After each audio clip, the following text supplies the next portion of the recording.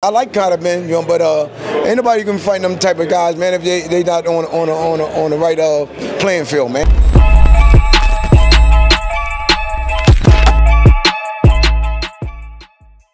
This is Jonathan Aguilar for Pro Boxing Fans, joined by the great Bozy Ennis here in New York. You've got a fighter on Saturday's Lopez, yes. Taylor Lopez. Bill, just tell us about him. About the fighter? I have a fighter named John Carlos Viveras fighting on the card with Teofimo Lopez. Yeah. And how good is he in your opinion? What's he going to show us on Saturday? Your fighter. I'll hold the mic. Oh, okay. My fighter, Carlos, he going to show a lot of different aspects of boxing. He's going to show how to box. He'll walk you down when I tell him to walk you down. And all depends on what type of fighter we fighting. You know what I mean? So it's going to be a good fight, though, because the guy, he's fighting a fight. So.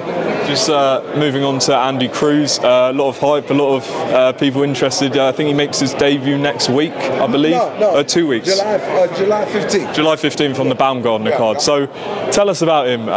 You know, how did it come about, you training him, and what's impressed you? Yes, I had got a phone call from his managers.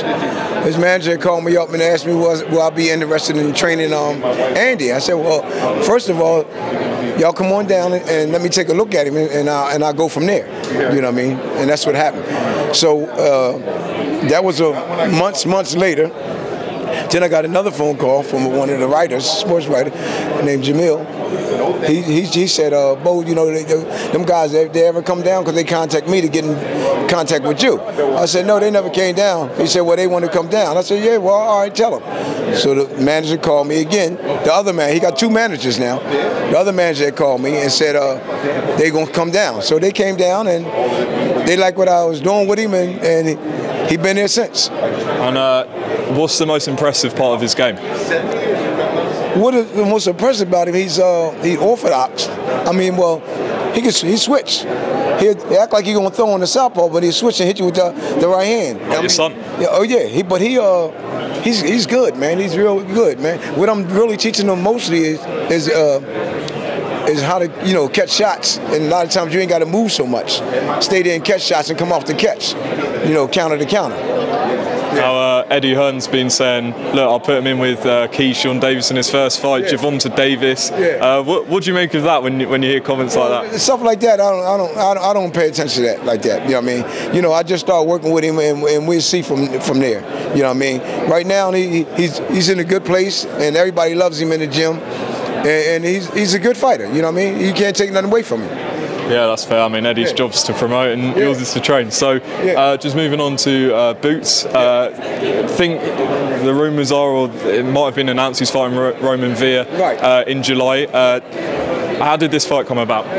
Well, how did this fight came back? We had Roman Villa on the side just in case we didn't get Thurman. Because we were supposed to fight Thurman. That's who we were supposed to be fighting. You know what I mean? That's who he's trying to get anyway. And what happened, Thurman was supposed to fight Spence, but now Spence and Crawford's fighting. So I figured this.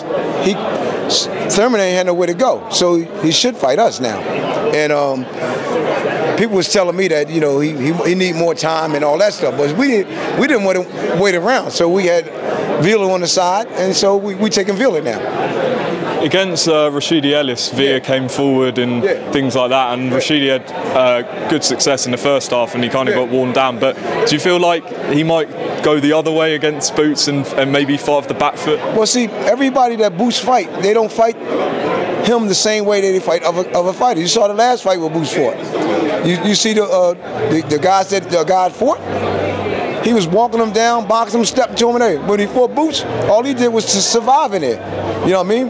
And Boots started getting frustrated and stuff. You know what I mean? He thought he was going to fight. How you going to fight somebody that's not fighting back? You know what I mean? People talking. I said, now people, y'all running your mouth now? Fighters now. If you run your mouth, fighters. And see what happens. And on Boots, Conor Benn in the UK has been calling him out and things like that. I ain't worried about Conor Benn. Conor Benn need to clean his act up and mess with that shit he been putting in his body.